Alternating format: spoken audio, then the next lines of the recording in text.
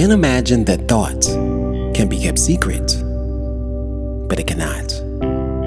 It rapidly crystallizes into habit, and habit solidifies into circumstance. Bestial thoughts crystallize into habits of drunkenness and sensuality, which solidify into circumstances of destitution and disease. Impure thoughts of every kind crystallize into enervating and confusing habits, which solidify into distracting and adverse circumstances. Thoughts of fear, doubt, and indecision crystallize into weak, unmanly, and irresolute habits, which solidify into circumstances of failure, indigence, and slavish dependence.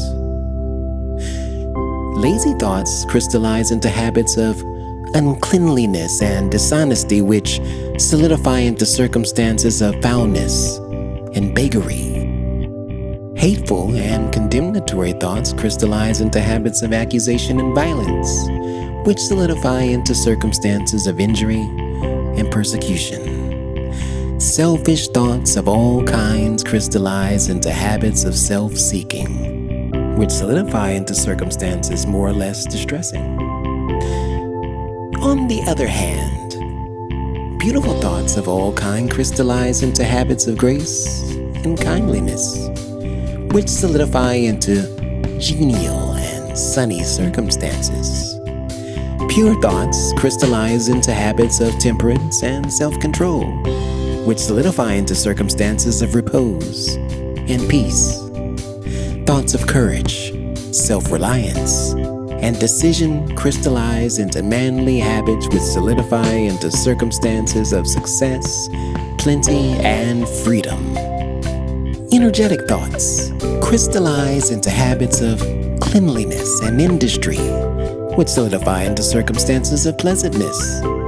Gentle and forgiving thoughts crystallize into habits of gentleness, which solidify into protective and preservative circumstances. Loving and unselfish thoughts crystallize into habits of self-forgetfulness for others, which solidify into circumstances of sure and abiding prosperity and true riches. A particular train of thought persisted in, be it good or bad, cannot fail to produce its results on the character and circumstances.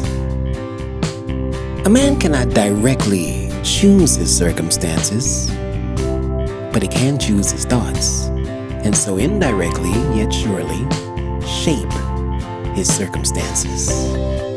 Nature helps every man to the gratification of his thoughts which he most encourages, and opportunities are presented which will most speedily bring to the surface both good and evil thoughts. Let a man cease from his sinful thoughts, and all the world will soften towards him and be ready to help him. Let him put away his weakly and sickly thoughts, and lo, opportunities will spring up on every hand to aid his strong resolves.